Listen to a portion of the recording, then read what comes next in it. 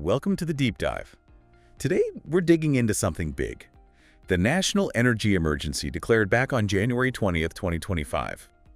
This isn't just, another headline. It's a major government move, and it's already having ripples in the economy and honestly in your daily life. Think about gas prices, your electricity bill. This whole declaration is meant to tackle those very things. Absolutely. It's a formal step using the National Emergencies Act. That signals a pretty high level of concern. The main issue flagged, that our ability to produce and move energy and also critical minerals is, and this is their quote, far too inadequate. And that affects everything: manufacturing, transport, farming, even national defense. Right. And the declaration really brings it home when it talks about high energy prices. That's something everyone feels, right?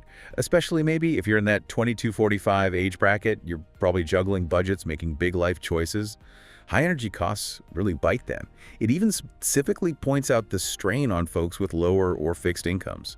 It's not just annoying, it's a real hardship for some. And the why behind it is interesting. The document points fingers, basically. It says, harmful and short-sighted policies of the previous administration are the cause. So less about the blame game itself, maybe, and more about setting the stage, signaling a big potential shift away from whatever those past policies were. Okay, let's unpack that a bit. So the official reason given is past decisions weakened our energy situation. It doesn't list specific policies in the source, but the message seems clear. We're in an emergency now because of past choices. Exactly. And that weakness, the declaration argues, is why you're paying more for energy. If you're, in your prime working years, building a career, maybe starting a family, these costs add up fast. Commuting, heating your home, even the cost of groceries indirectly. Yeah, totally. And it's not just about the wallet, is it? The declaration sounds national security alarm too. It talks about relying too much on foreign energy and that hostile actors are weaponizing that reliance, targeting infrastructure, messing with markets. Sounds serious. Oh, it is. Energy independence and national security are tightly linked.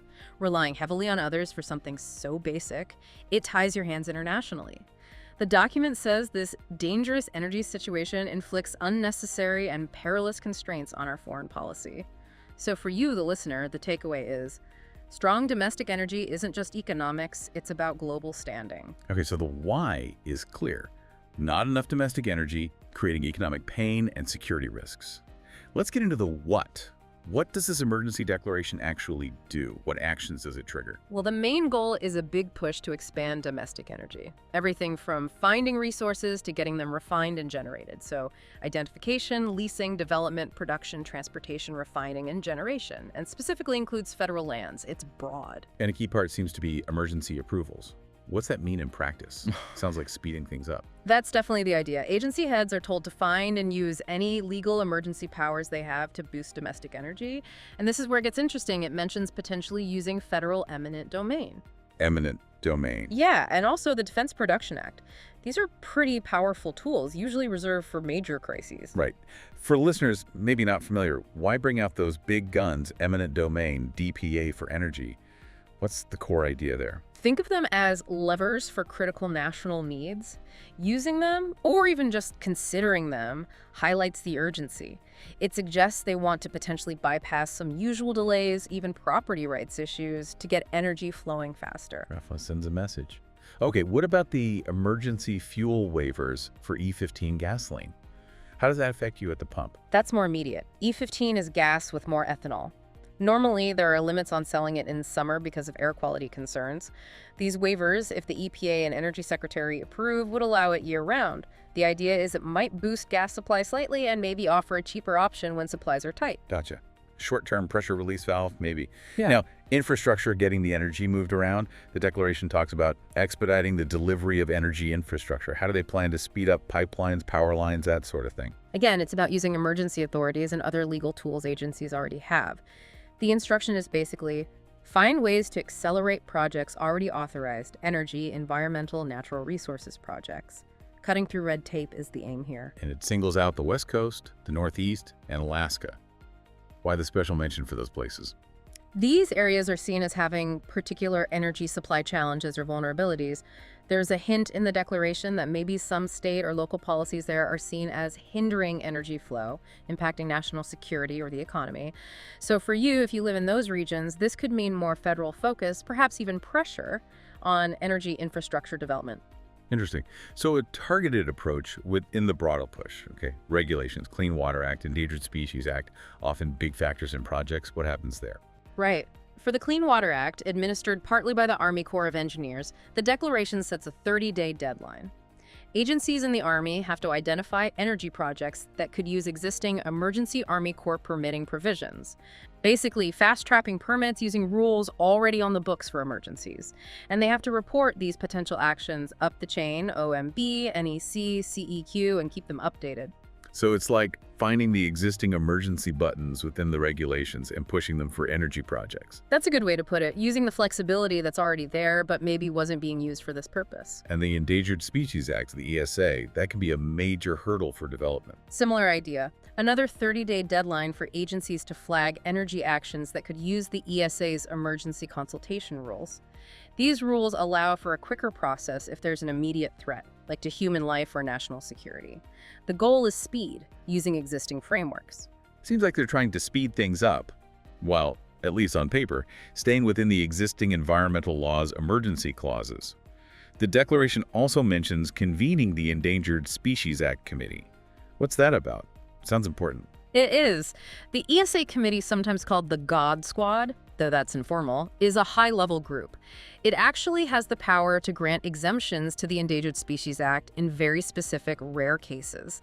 The declaration says the Interior Secretary has to convene this committee at least quarterly to look at exemption requests for energy projects. And it stresses a prompt and efficient review, setting target timelines. That's a strong signal they want decisions made quickly on potential conflicts.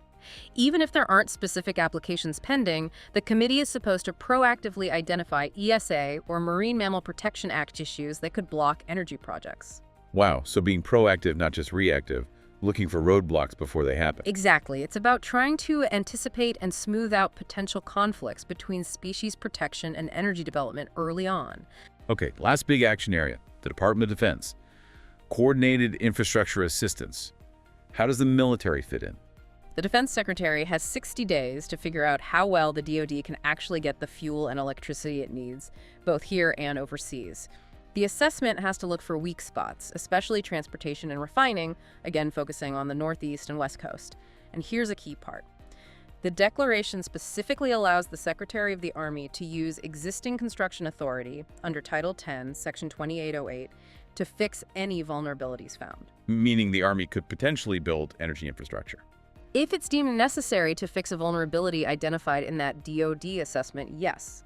That's a significant potential involvement of military resources in domestic energy infrastructure. Definitely raises the stakes. And finally, there's a definition section. Why bother defining terms like energy in an emergency order? Clarity is crucial when you're giving orders across the entire federal government. Defining terms like energy, production, transportation, etc. make sure everyone's on the same page.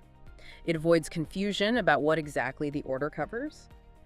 And the definition of energy here is broad, includes fossil fuels, renewables, even critical minerals needed for energy tech. It shows the wide scope of this emergency.